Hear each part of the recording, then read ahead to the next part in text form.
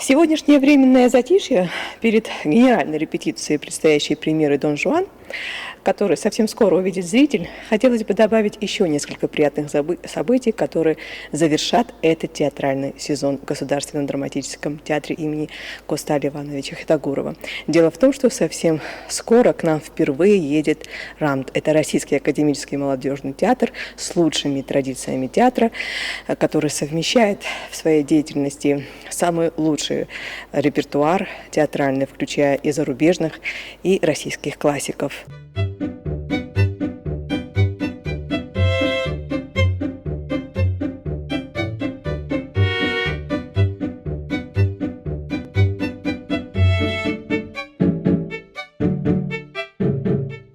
Можно сказать, такой кампании, которую можно назвать таким большим театральным проектом, который был организован Министерством культуры Российской Федерации. И сегодня к нему подключился Росконцерт.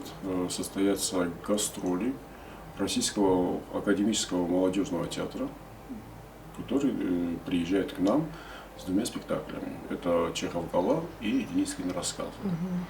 Уникальность этого проекта в том, что сегодня мы становимся свидетелями того, как расширяется театральное пространство и в Южной Осетии тоже. Потому что помимо РАМТа мы еще в 2019 году встречали здесь бурятский театр кукол, который у нас тоже выступал в рамке вот этих программ, в этом плане.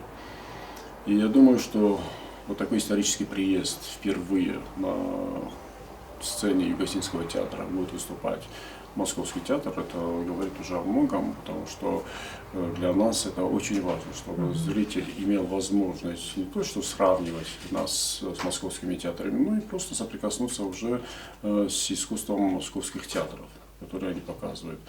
Потому что во главе РАМТа стоит великолепный режиссер, один из таких титанов режиссуры, это Алексей Владимирович Бородин, которому, кстати говоря, в этом году исполняется 80 лет. И думаю, что, и, кстати говоря, вот спектакль «Чехов Гала» это тоже в его постановке. Это будет, во-первых, хорошим таким пособием для нашего искушенного театрального зрителя и, само собой, будет хорошим уроком для наших артистов.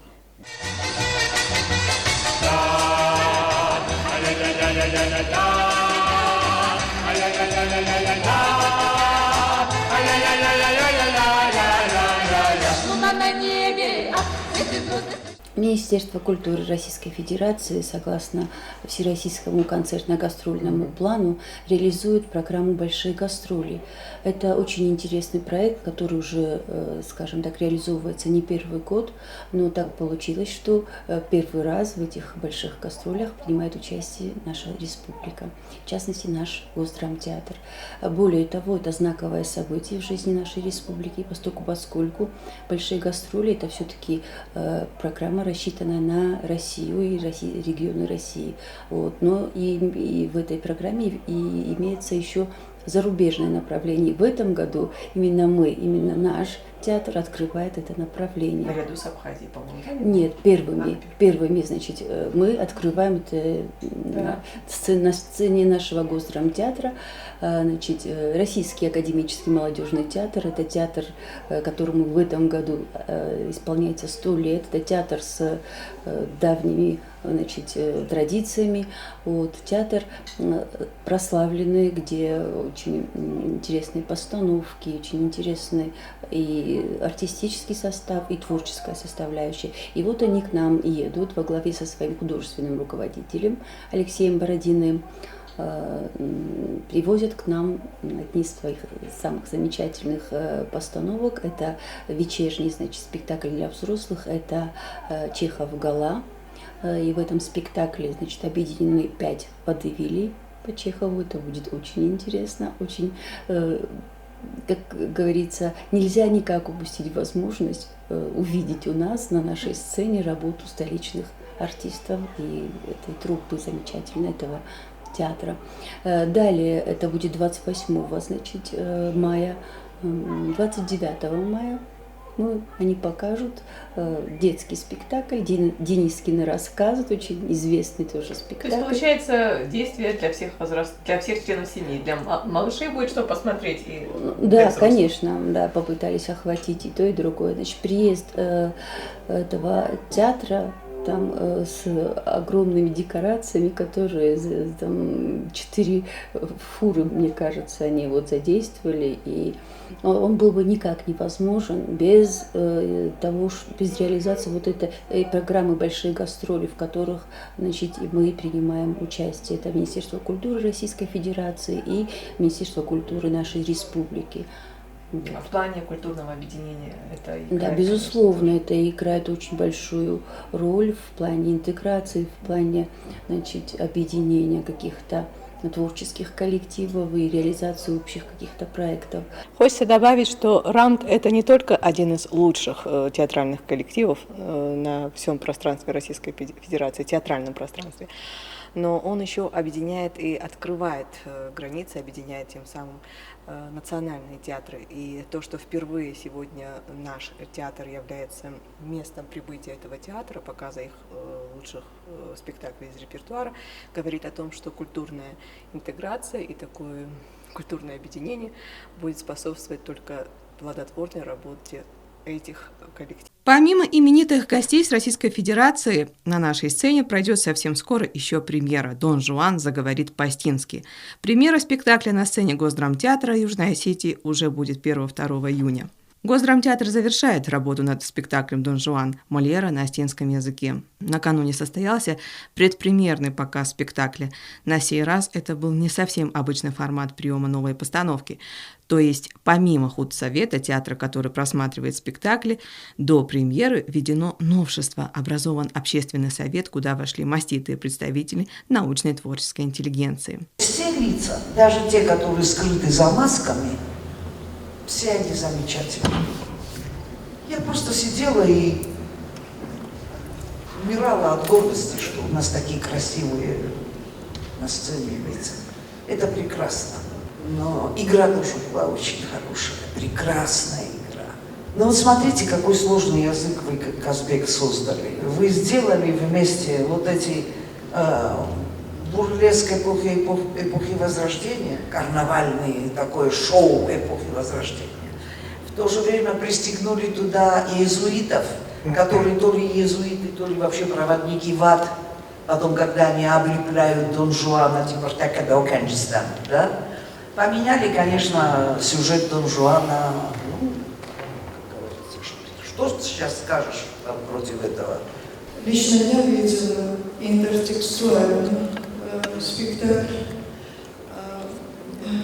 Он был эклектичный, но это было постмодернистское выражение и себя, и своего зрения, и аудиографии. И еще один книгс в ваш адрес, это то, что сейчас говорят, потому что линейное мышление не актуально. Сейчас мы мысли как синергетики и квантовое тип мышления и так далее. Вот это все я увидела на вашей сцене. И вот эти интерпретации меня никак не смутили, наоборот, воодушевили. Больших вам удач. Гриб. Я согласна с таким Дон Жуаном. Он очень милый и дьявольский красавец. Эти люди, которые неравнодушны к театру, которые разбираются в искусстве, после просмотра спектакля обсудили и прозвучали разные мнения о работе режиссера, в их числе критические замечания по отдельным эпизодам, но в целом спектакль получил хорошую оценку. Что касается светового оформления, режиссерского видения произведения Мольера и работы отдельных артистов. По итогам обсуждения, не раскрывая пока все секреты, худсовет и общественный совет были едины в одном: спектакль имеет право жить и будет воспринят зрителям тепло с большим интересом. Каким видит Дон Жуана молодой преуспевающий Казбек Джелиев, Мы узнаем совсем скоро. Режиссер отмечает, что это будет не столько комедия, сколько психологическая драма. Зритель будет смеяться, но не в привычном понимании этого слова. Он будет смеяться над пороками современного общества через происходящее на сцене. Можешь сказать? Хомдато лалафта.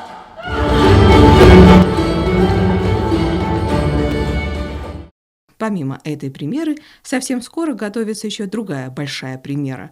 Это спектакль «Геноцид» по мотиву произведения Алана Устаева. По словам режиссера-постановщика, художественного руководителя театра Тамерлана Ефимовича Дзуцева, постановка будет объемной и требует много сил и времени. И дальнейшая работа, конечно, будет идти массовая. Такая работа у нас будет идти над спектаклем «Последний свидетель» по пьесе, которую написал Алан Устаев. Это, который мы еще начинали, можно сказать, давно, но в связи с пандемией его перенесли на это время. Это спектакль о геноциде.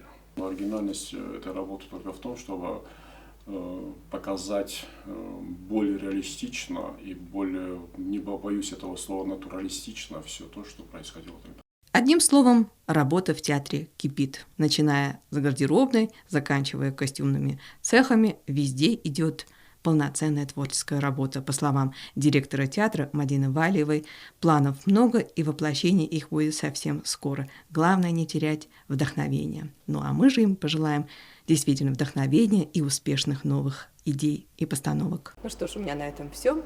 До новых встреч на театральных подмостках.